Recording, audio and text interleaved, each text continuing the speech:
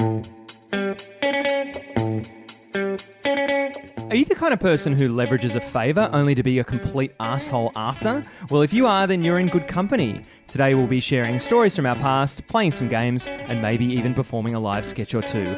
Let's water the garden till the roots rot. Grab your knitting needles, a blanket, because it's time for three old friends to sit around and sew a new patch into their quilt of friendship. So join me, Dion, under the covers with Christian. Welcome to Patchwork. And Josh. Welcome to Patchwork. Now, guys, we have some exciting news to tell you all. We actually got nominated at the Australian Podcast Awards. We made the finalists for Best Comedy. So it's us with 5 other finalists, including Tony Martin's podcast is in there. So we're in fantastic company, which is always good. The funny thing is, though, when we're recording this episode is going to come out after the awards. So we don't know if we're going to win or not. I think it's safe to say we'll probably lose. I think we'll come dead last. Yeah, that's safe. They'll rake them. Yeah. And in last, welcome to First runner-up. What's that mean? And here's a wooden spoon for you, and for you. Congratulations. A wooden mic. So before we get started, I live in a very, very cold house. It drives me nuts how cold it is. It's weird because it's a 1970s apartment, and you'd think that those apartments are made better and thicker. And Why? Because, Why do you have so much faith in the architecture of the 70s? well, I feel like it's a recurring theme. Well, because I feel like apartments that are built nowadays, they're built with scantily clad Cladding. That's great. Yeah. Apartments nowadays. No, they're built with like the cheapest Yeah. resources possible. And for some reason, I think that Are 40 you just years trying to ago- say that there's not enough insulation in the walls? That's exactly what I'm trying to say. There's no insulation in the walls. But one of the things I've missed out on living in this house is when you turn on the tap and you fill up your glass of water, the pipes are very warm, and I don't know how I don't know how that works. I would love to get a builder in here. So very warm water pours out of the tap until I discovered ice water. The cold side of the tap. The cold side of the tap. So I realized that I like ice water so much. like you put ice cubes in your water. Ice cubes in the water, or at the moment I've got a glass bottle that sits in the fridge that I absolutely love, and I'm like, oh, this will be delicious. And what it's actually resulted in is that I don't need juices or soft drinks or anything. I just need ice water. How have you learnt this only after 32 years? What's been taking so long? I don't know. Well, I think it's because my girlfriend, when she gets water out of the tap, she'll put it in the microwave for 15 seconds and warm it up. That's, I know. come That on. is way better than your icy Why water didn't you bullshit. get started with this? So, guys, before we get started, my girlfriend, she warms it up. I'm not sure what it is. She's got incredible drinking habits. It sounds that way. So the weirdest thing about her drinking habits is that she cannot scull liquids. She has to put it, so she takes a little bit of water. Skull. puts it in a- I can't. She takes a little bit of water, puts it in her mouth, and then Bit of flour? drip feed, and then No. drip feeds it into her into the next thing, the throat. I think it is. That's not real. Yeah, she She does doesn't fill up her mouth with water and then do small gulps. Yep. It's like a my small God. bird. But do you guys enjoy water at room temperature or ice? So one thing that always frustrates me is when you go to someone's house and they act like it's a big production when they go, oh, would you like some chilled water? Like they've gone to the effort of getting, and I don't like chilled water. Yeah. I only drink water at room temperature. Yeah, I'm with so you, when Christian. When I say, oh, I'll just have it from the tap, it's like it's big letdown. Like, oh, it's just the tap water. You've gotten the tap water and put it in the fridge. It's not that much effort. It's not filtered. No. Yeah. Is it also that same question, Christian, when you get asked in a restaurant, do you want sparkling or tap water? Has anyone ever said sparkling? It's Me. just always tap. No, me. Why? Yeah, charge me $7. Yes, please. No. No. Why do you want Because sparkling water? I really like sparkling water. Why do you like sparkling I water? like burping. That's why you like it? Yep, because with my meal, I feel like as I burp, it makes more room. Ridiculous. But I also enjoy the. But you're in a restaurant, I also enjoy burping. But the don't sensation. you have to do it discreetly because you're in public in a restaurant? Yeah, you do the one where it's like. He doesn't fart discreetly. Why would he do it with burping? Okay, so you just said you do burping to make more room, but then your example, your burp, you swallow it back down again. No. I breathe it out. It's through my nostrils. Really? Is burping the same chemical reaction as cracking your back? I hate cold water. I find it really bad. Yeah. Like I like drinking room temperature water because I think that's my teeth. Like I can't handle icy poles. Like people who bite to icy poles with the front teeth, amazing that they can do that. I do that. I Really? can bite through icy poles and I really enjoy it. I wish I didn't, but I bite through everything. I have to gnaw at it with the side of my molars, like. Well, do you know that drinking icy water isn't good for you? Why not? Yeah, here we go. Isn't it? The idea? Well, I'll have a go at you about I'm sparkling water. already thinking back to how much critique we got for saying that Coke Zero, or just any of our argument there. I know. Should we issue an apology for that last discussion we had in the last patch? I'm hesitant to put forward my reasoning for why icy water is unhealthy, but I remember reading. Yeah. That's a great start to any scientific fact. That when you drink icy water, the shock that it puts your body under, your body has to bring the icy water back to room temperature or the temperature that of your body, and it takes quite a lot of energy for your body to do that. Josh, do you subscribe to that? Stop asking people if they subscribe to things. This isn't a podcast.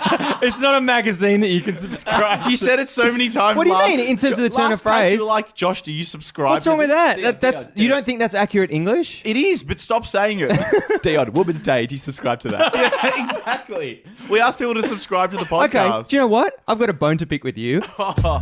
If you're going to have a bone to pick with me about saying subscribe, what about the amount of times that you say, excuse me?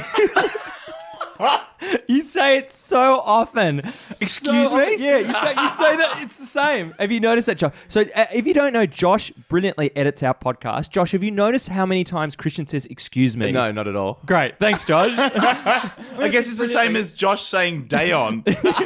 Never happened. No, but that's because he's got bias and bias towards you as well because he likes you. I'd subscribe to that.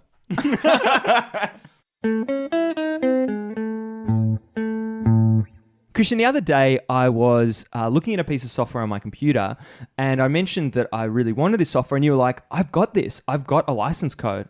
And I was like, sweet, this is great. So you proceeded to email me the license code and I inputted it and it worked on my computer. I was really happy. But then you were a total asshole to me afterwards and I'm not sure why that was. And it made me think, is Christian doing that thing where you asked for a favour and then was he leveraging this favour over me? And Christian, I just wanted to get your impressions on that. Well, I'll just fill in the gaps of the story that Dion left out. I love, as per usual, I tell a story, Christian fills in the gaps, Josh laughs. It's because of the things you miss out, Dion. Yeah. So what actually happened was I had purchased. So I had purchased this software. It was called iMazing, and it says that you have two. You can use this key twice, right? So I had used the key twice. Once for my mum on her computer, and once on my computer. And Dion said, "Nah, let me use it again." Because it'll work for sure. And I was like, yeah, it may work, but also they may say, hey, you've tried using this a third time and then shut my account off or whatever the consequences may be. And for me, I was thinking, I don't care enough that you get some software for free to lose my access to it because it's great software. So I was a bit hesitant, but eventually I did give you the software key and you're using it for free. But then the next day, Dion got a bit cocky and was like, well, I've already used iMazing. I may as well now ask for your Foxtel Go login details. I remember that. Yeah, exactly. So you were like, could I have your login details for Foxtel Go? I want to watch the football. Now, this isn't my login details. They're my mum's. So I'm already... And the seats are all full. My sister's using one. Her husband's using one. Oh, no, but I didn't know that. As soon as you said that, I was like... For some reason, I do recall the conversation now. I was assuming what I did. But as soon as I heard that, I was like, oh, that's fine. You've got all the seats are full. As if they're referred to as seats. But that's what you are referring to me being an asshole No, about. it's not. It was immediately after you gave me that license code. You're a dick to me. Well, it's more so because I had leverage over you. My favourite thing in all of that was Christian's which I think is the more accurate version, was literally the opposite of what you said. Dion, you said, and then Christian was like, oh, mate, don't do that. I've got a key for you. Yet the real thing was Dion going, yeah, mate, just give me the key. What are you talking about? No, I also thought, Christian, that your initial point that you input that key twice and it will stop working if it inputs a third time. They would have to have like your IP address and your MAC address and your like the unique ID of your computer. Could I ask you a question? Are you happy to make a purchase of like a promo code and then, assuming that you did have an extra seat, to have your friends use that for free? Depends how gracious they were, and it depends how much Really? they needed it as well. Wait a minute. Yeah. No, wait a minute. But you'd be happy with it? I would assuming this bit can be edited out. Yeah. So what about if you had an Uber Eats voucher Thank you so much. and someone would get the privilege of that voucher if you used it to order dinner for both of you? Christian, you're not by any chance referring to what happened the other night when I ordered pizzas on Uber Eats and realized I had a $20 voucher in there and I was going to split the cash with Josh. It came to $37 and I was like, I don't want to spend this on Josh. So I actually split the $37 two ways and made Josh pay the full amount. Yes, I am referring to that. Yes. Christian, would you not do the same? You wouldn't have the guts to do that. You wish you'd do something like that, but you don't have the guts. That's right. I would use the promo code for the benefit of all people involved. No, but I want to use the promo code. For instance, if I'm at home and my Selfishly. girlfriend and I haven't cooked dinner, then I want half What's of it the to go to difference? her. What's the difference between a girlfriend and Josh? Sex. So you're Not long hair, that's for sure. So the nature of a relationship, that determines if you will share the promo code with them. Yeah, I think so. So Yeah. So is all food-based discounts, girlfriend is the cutoff? I would preference her, yeah. What about I would. podcast? Like, you Really can't close get friends. much closer than Josh. He's one of your best friends. You co-host a podcast with him. How did you feel? Because Josh, I don't think at the time, you didn't seem to have a problem with this. Because it's you, Dion. That's why. Yeah. If it was someone else, I'd be like, yeah, that's a bit weird. But because it was you, I was like, of course that makes sense. It's Dion. Are you serious? Yeah. So you thought it was a little bit weird? But there's no point in me arguing it. It's not my voucher. So it's like, it's not my decision to do with it Yeah. what I would. I would probably, if I had a discount on my account for anything and I was going in, so it's for food is a really clear example. I'd be like, yeah, I'll just use it on my account. Oh, great. We got $20 off that. That means the total's only X amount. Do you know what? On reflection, that is one of the biggest asshole things I've ever done. And I'll be transferring the money to your account. So let's remember that this segment started with Dion calling me an arsehole for leveraging a favour. The only thing that I really track is like money favors and that kind of thing. So if you split a bill for something, I'll keep track of that. But if it's just like pick you up from this thing or drive you to that thing, it's mainly lifts, really, isn't it? Yeah. I don't think I track that stuff, but I've realized that there are friends I just know it's going to come around, so you don't think about it. Like you just go, no, that friend's good enough that I know that if I'm helping them with something, they'll be helping me with something in the Yeah. future. And I think that's what works the best as well when traveling overseas with a friend, is you just kind of keep a general tally and hope that it evens out at the end. Do you do that, Christian? Yeah. Really? I used to, not now that Splitwise exists. Yeah, it's way easier now. We used to have the genius thing is we just had a little purse and we each put like €100 into it That's the every way. week or so, and that we use that every time we went. Do you know what I dislike? Are people that don't want to go to that effort. It's like, no, it'll be fine. Like, you'll just pay, it'll all even out. Someone It's like, always gets dogged. No, someone will always get dogged, and that's me. I Yeah, always yeah, get yeah. dogged. Christian, your cousin is a plumber and you've also got a cousin that's an accountant. Yep. Do you get them to do work for you and do you pay them for their services? Yes. We have had my cousin, who is the plumber, come over to our house to do some work. One of the issues was that because it wasn't a paid service, because it's your cousin and he's going to do it for free, he also didn't feel particularly invested in the job. So we just had this kind of leak in the ceiling for weeks, and we were like, hey, like, it's still leaking. Yeah. And he's like, yeah, I'll come after work. And he just kind of let it push out. Well, we had the exact same thing when we started this podcast, Dion. You used to work at a place with a graphic designer. Yes. And we were trying to get the logo done for the show. Yep. And your friend at work said, oh, look, I'll do it. And we're like, oh, great, we'll pay. She's like, no, don't pay me. And I was adamant. I was like, no. Pay them, because then they're committed to doing the job and they will actually do it. And then you can ask for revisions and stuff, and you can be like, you couldn't be pushy towards your cousin. But if you're paying someone, you can, even if they're a friend. Yep. And anyway, so the moral of that story was we didn't pay her because she insisted not being paid, and she never did the job. Is the weirdness about it that you don't feel comfortable giving people you know money? Is that the weirdness associated with it? Because a friend of mine, his car just broke down. His transmission went, and he got his friend who's a mechanic to fix a transmission for like $100, just the parts. And then he took him out in a boat on Port Phillip Bay, and they caught shot him. And they and they caught heaps of fish. And that friend was really happy because he didn't get paid for his time per se, but he got to catch heaps of fish, and he got shot as well. I love how Dion's idea of happiness is always going on a fishing trip, catching lots of fish. Losh of fish. Losh of fish. My thing with professional friends, I feel comfortable like asking for advice. So for mechanics, for instance, you'd want to have a friend who's going to give you the straight and narrow, but you don't necessarily go, if you just tell me what's wrong with this, or you can point me in the right direction, or with the plumber, it's like, no, so you're not getting ripped off. That's the thing. You don't want to be ripped off, and you've got a faithful friend who can give you the correct advice. That's all you want. So having a dad as a doctor was interesting when I was younger, because he didn't want to treat us as kids, because he didn't want to do a subpar. He hated us, but he didn't want to do a subpar job, or a job that wasn't thorough where he could miss stuff. So I feel like there's the peril in... Sorry, I don't understand that. He didn't want to do a better job then. No. Hang on, wouldn't he be providing the same service to everyone? He's a doctor. No, but like let's say I would go into his surgery, and he might not take down my full history because he knows me and he thinks, I can just do this without taking down your full history. Of course. So I feel like there's peril in getting people close to you to do you favors like that. Do you think you got better service from your father? My dad's an excellent doctor. He gives the best injections in the world. I'm getting one tonight, actually. He's giving me a flu vaccine. Did your parents do anything for you that was like...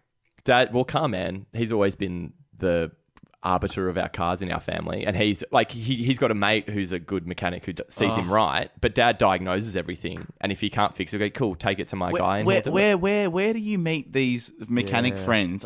You know how people always talk about having an ethnic friend, I'd love this friend or that friend, someone to really kind of decorate the group. Decorate the group. That's how you just want the majors. You have an interior designer for your group of friends. No, you just want the big ones. You want you want an IT specialist. Yep. You want an accountant. What have you got? You've got a doctor. You want a mechanic. You want a mechanic. Yeah. You just want friends in all of those fields, so your life is just set, and then your whole life is just sorted. Yeah, absolutely.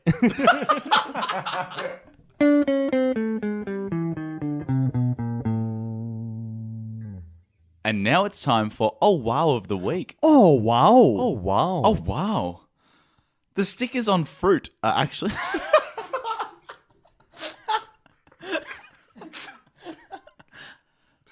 The stickers on fruit are actually made out of edible paper. Even the glue holding the sticker to the fruit is food grade. Oh, wow. Oh, wow. Oh, wow. Oh, wow. The other night in my very, very cold apartment, I was freezing my balls off. And at 2 a.m., I got up to have a glass of very cold water. And there was a party happening next door. So we live next to these stoners. They're in and out of the apartment. I don't know what they are. They're like English backpackers. I think there's they're on rotation. There must be like 400 people, like 5 people living there at one time, but 400 people going through the whole place. And they have rages that go to like 9 a.m. in the morning. Sounds good, mate. I'm in. All night. Josh loves a good night. All night rages. And they were out on the balcony smoking weed and talking really, really loudly. Smoking weed? Smoking pot and really, really loudly. And they were keeping... Smoking loudly. Oh, geez, that's so loud. Anyway, so I sort of thought to myself, how can I tell them, I need them to shut up. What can I say in order to get them to be quiet? And so I crafted a little sentence, walked out onto the balcony, and I said to them, hey, dudes, can you go inside to talk, please? And they were like, sorry. Yeah. And I was really proud of that sentence. I thought I nailed the sentence. Christian, I don't think you thought I nailed the sentence, but they were really good about it. What I appreciated about... No. I really appreciate that you took the time to structure the sentence based on who they were. So you identified, these are cool dudes, so I'm going to call them dudes. Hey, dudes. But I need to make my point after that. So I'll start quite gentle and then I'll force my way into it. Actually, and now whenever I see one of them exiting the house or entering the house, I get blanked by them. And I feel like saying to them, sorry, are you annoyed at me for telling you kindly to shut up at 2 a.m. whilst you're off your head screaming? And that only happened after you'd said the thing? Yeah. They used to just go, hey, mate. Yeah, and yeah. that stopped. Yeah, and obviously they've had this team meeting inside. Obviously, This UK style meeting. You're the man now. But what can I do? They were at 2 a.m. and they were making a lot of noise, and I told them really nicely to shut up. Yeah, I think it's all about identifying your target person and just coming to it at their level. At no point does getting really angry and yelling at someone late at night do anything at all. Yeah. All it does is make them go, hey, what a narc. We hate that guy. What a dickhead. But there was another situation last week. I was at brunch with 3 friends. We were having a really good time. We were kind of telling stories to each other. It was pretty much a podcast that wasn't recorded. We were laughing, having fun. Yeah, who was there? And I noticed, not you guys. Not me. No, it really? wasn't. Oh, you were there. Josh is there. I'm so sorry. Josh is there. And I noticed a girl on another table looking over strangely at us. And she was like, it was kind of like, what the fuck are you doing kind of face. And she came over after someone had told a story. We laughed heaps. She came over and she said, hey guys, I know you're really enjoying yourselves, but we can hardly hear each other. Can you please keep it down? And we looked at her and we were like, yeah, I guess. Hang on, it's the exact same thing that you were telling the stoners off for. No. So This is Dion's stoner thing is so much better than what this girl did. And I think it's partly because she was American, which made it more annoying, just her accent of it. The thing that I hated about it was she went on and on and on. It was like a preamble. Yeah, being it was like, a weird now, preamble. I know you guys are enjoying your brunch, and that's so great to see. You guys are obviously great friends, having a great time, and I love that. That's amazing. But I'm here with my friend, and we can hardly hear each other talk. It's really hard to hear each other. I was like, I don't need the whole bit at the start. But it made me think, like I canvassed, if you're out to dinner and there's a table next to you and they're all really drunk, can you tell them to shut up? And then I thought, hang on, I'm at a cafe at 11 a.m. No one can tell me to shut the fuck up.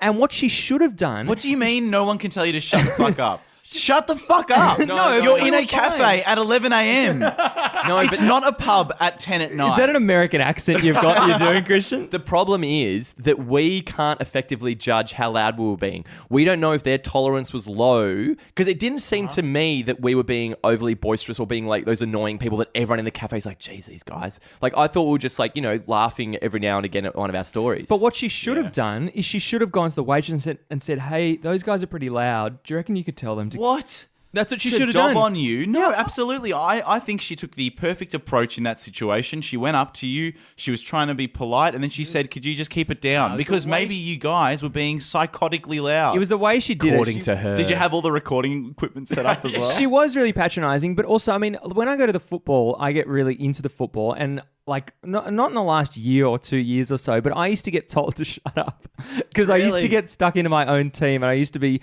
pretty loud and pretty boisterous. But I don't at the football. Can you tell unless someone's being offensive or racist or something? Can you tell someone to shut up? My favorite thing, one of my friends, Joel, he's umpired a lot of AFL. So when he goes to the footy, he still gets quite vitriolic, but he's very measured and very reasonable. So he'll stand up and like, that was a terrible call, but probably the best you could make from that position.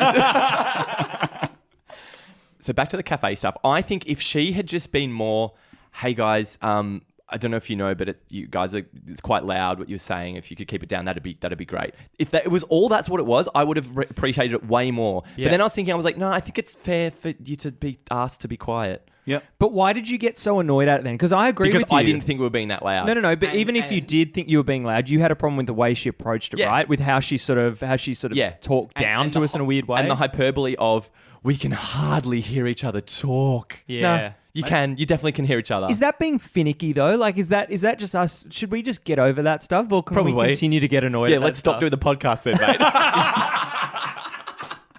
mate. I've always struggled with telling people that to go up to someone at a cafe and tell them to be quiet. And the other day, I really needed some killer line to shut someone up. So I was walking home from work, and it was late, and it was in the city, and it's dark. But I mean, there's enough lighting anyway. I was walking. I had my headphones on in my own world, walking in a straight line, and I could see coming towards me a girl who was looking down at her phone, who was also walking in a straight line. So I kind of made sure that my line of walk was just outside of her so we didn't bump into each other. And then all of a sudden, at the last second, without any kind of precursor, she just turned straight into me. While still looking at her phone, she turned and walked directly into me. And she kind of crunched me like it was a shirt front. And I was hit so hard, my headphones flew off my head. God. Yeah, onto the floor. But worst of all, she dropped her phone and it hit the ground and the screen smashed. Oh. And I was like, oh, let me help you. And I got my headphones that Josh, like when we were speaking about, things just fly. Yeah. They were like 3.5 meters away. Shapes went everywhere. I don't know how they got there. And I picked it up and I saw her phone. I'm like, oh, that's hell. And she's like, you need to pay for this. Amazing. And I was like, sorry. No. I was walking straight, and I was trying to be reasonable with her, and she was just not being rational. She was, you need to pay for this. You hit me, and my phone hit the ground. You need to pay for this. And the only thing, and I was pretty proud of the way that I effectively shut her up, without actually directing anything to her, I grabbed my headphones, and I just looked at her and I said, no problem. And I put my headphones on, and I kept walking straight. Are you serious? I just, while she was talking, just went, no problem, and just kept walking on. But you know what's great? So the argument comes back to her, goes, sorry, do you think the person with her face in her phone is Yeah. responsible, or the guy who's not doing that, Yeah. walking, looking straight ahead? It's unbelievable. She just must have freaked out. I just have this image of you looking down at her phone and leaving a note on her phone with a little windscreen wiper on the phone. Contact details. So, Christian, you think that you've got the right way to tell someone to be quiet. You think that it was reasonable for them to tell us to be quiet, but do you think she went about it in the right way at the cafe? Do you think hers was a good approach? I think that she did the best with what she could, given what she saw. Yeah. So can we test you then? So if Dion and I will recreate the cafe scene, and if you can be the patron nearby and just jump in and see. So we'll just go. Yeah, and then I couldn't believe it, but she came over that night, and it was unbelievable. Oh God, so great. yeah, it was such a. Hi, could I take your orders, please? What? Do you work here, do you? No, I don't. Oh. But I needed to get your attention. Can you please shut the fuck up?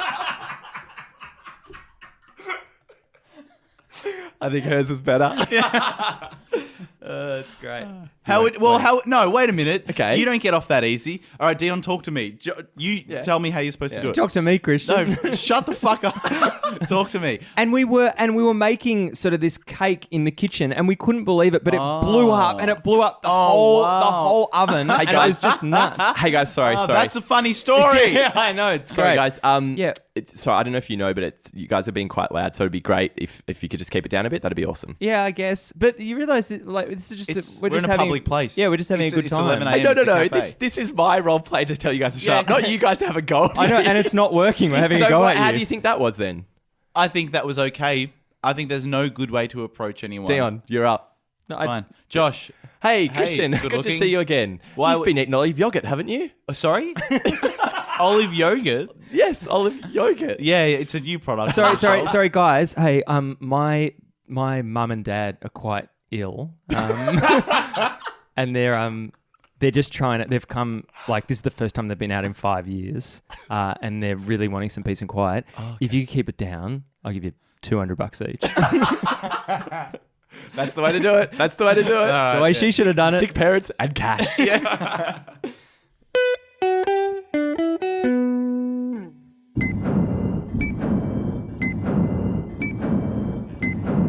Now, if you haven't listened to any of Curry No Hurry yet, this is going to be the third part in a 3-part story. So Saga, really, isn't it? So go back. An epic. Yeah.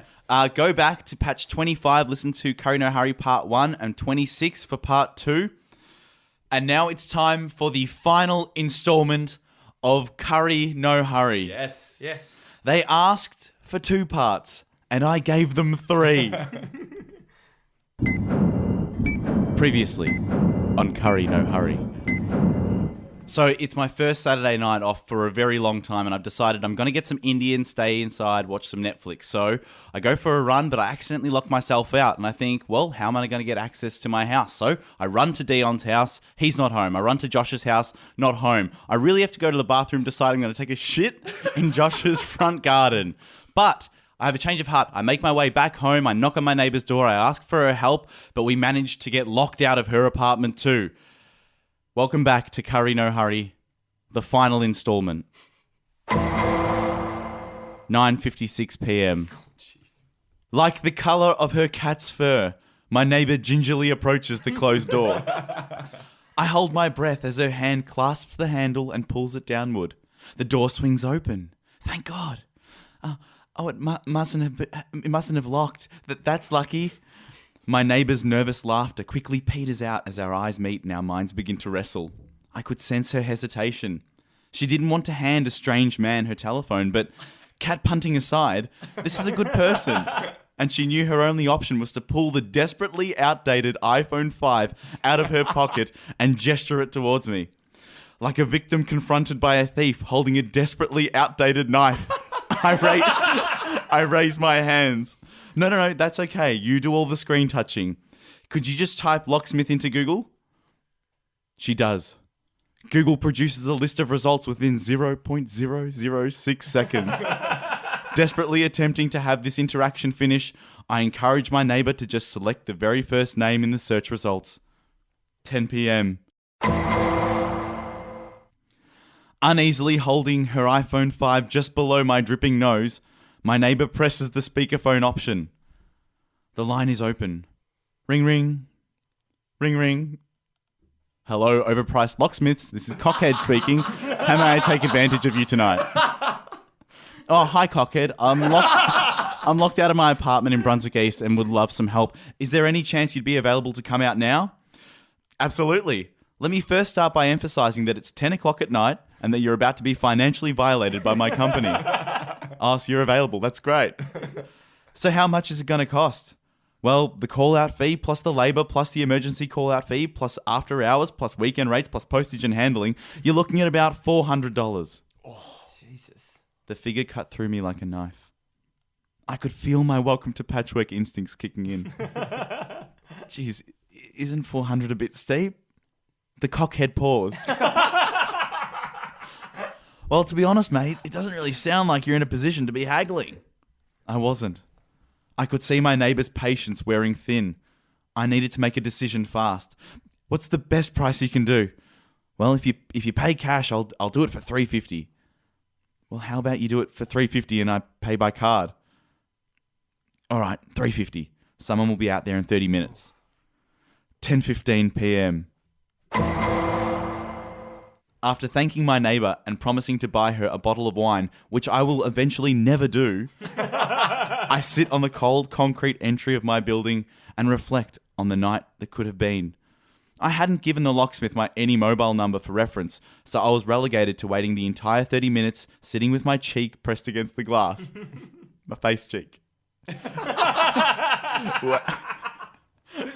Waiting for some sort of key-shaped van or truck to appear in our driveway.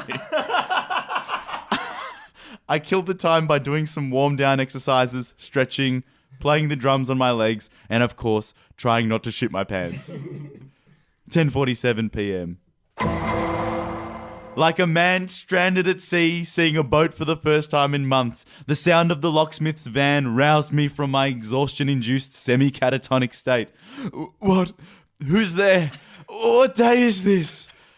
Emerging from in front of the bright shine of headlights, a vision of beauty. 6'4", piercing green eyes, 150 kilos, dressed in high-vis with his beard tied in a ponytail. Hi, you called for a locksmith? Yeah, I did. Yeah, it's just up here. As I walk the locksmith upstairs, the $350 cost almost feels worth it. Maybe this will become a great story for Patchwork. And maybe if enough people write on the Facebook page telling me they loved the story, Josh and Dion will cover a third of the cost.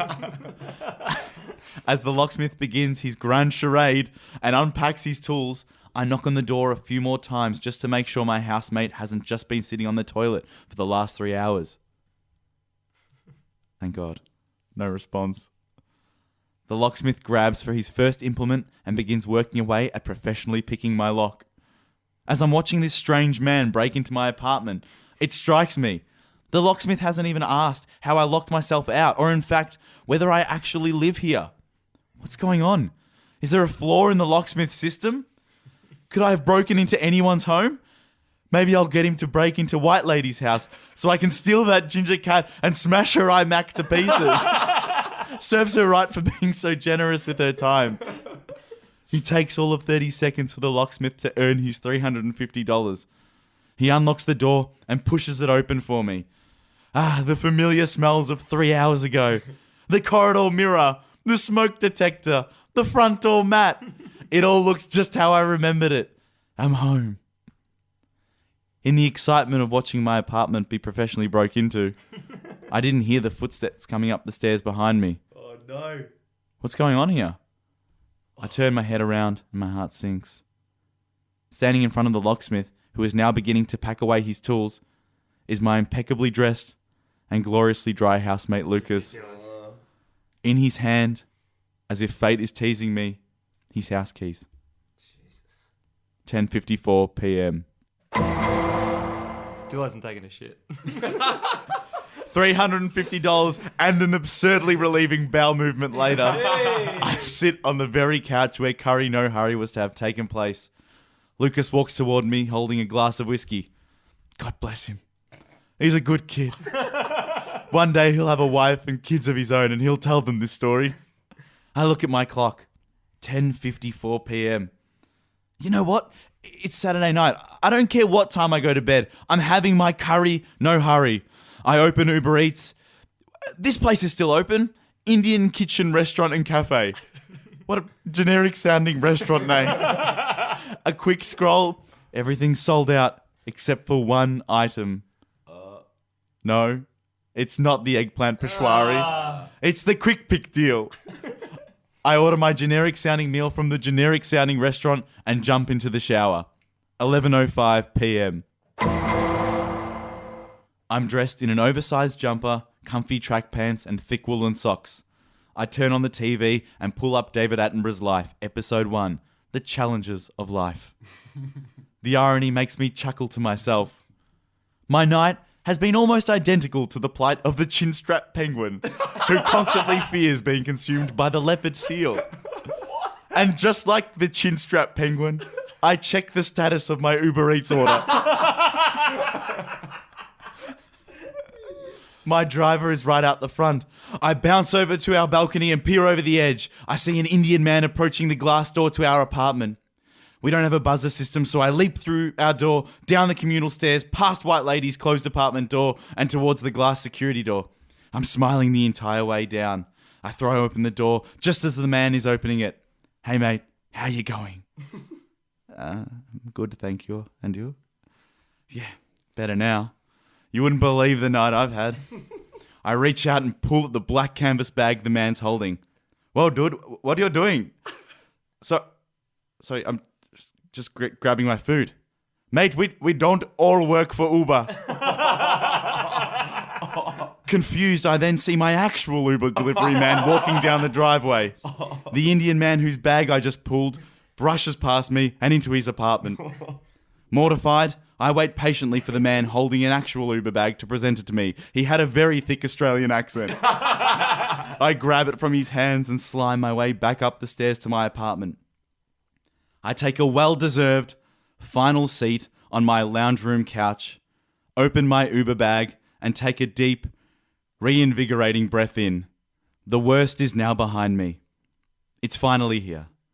It's time to enjoy my curry, no hurry. Yay! Did it. Well done.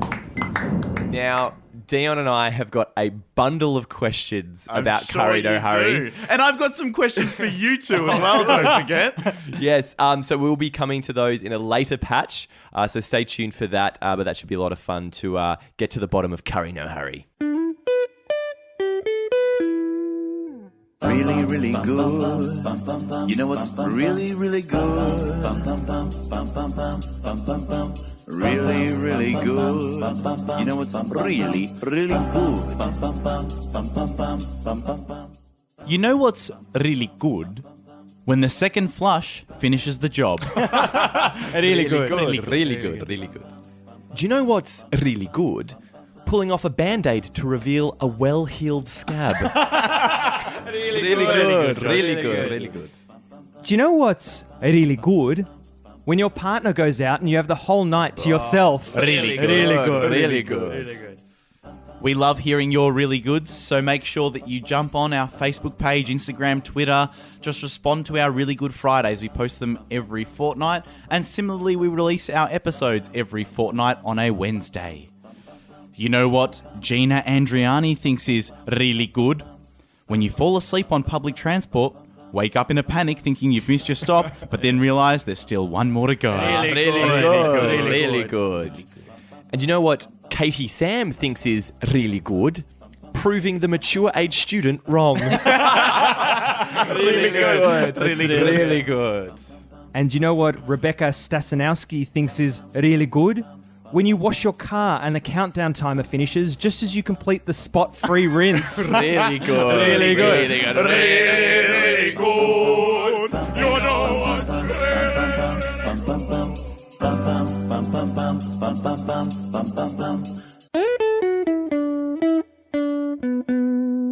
Thank you for listening to Welcome to Patchwork this week. We have a Facebook page, we have an Instagram page, we have a Twitter page, we have a podcast page. We have 4 pages in total. If you could check out our Facebook page and also rate us on Apple's podcast app, that would be awesome. If you want to support us and support creative people, you can go to patreon.com/welcome to patchwork. You can donate as little as $1 per month. We have a lot of generous people that are giving us money every month, and that keeps us going and helps sustain our podcast. Josh, what did you sew into your patch this week? Dion, my patch this week was you bribing your neighbours to be quiet with a software activation code. Christian, what patch did you sew this week? I sewed into my patch Dion ordering some icy water off of Uber Eats using someone else's discount code.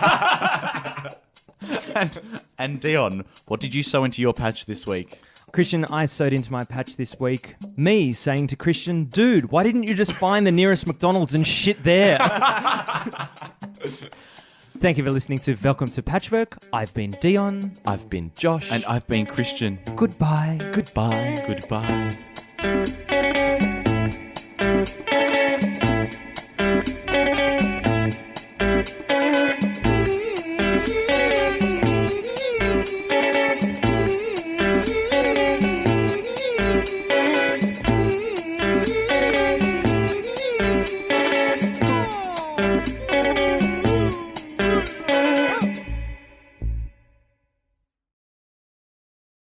Most of my that should be a childhood book. Most of my primary school teachers are dead. Oh,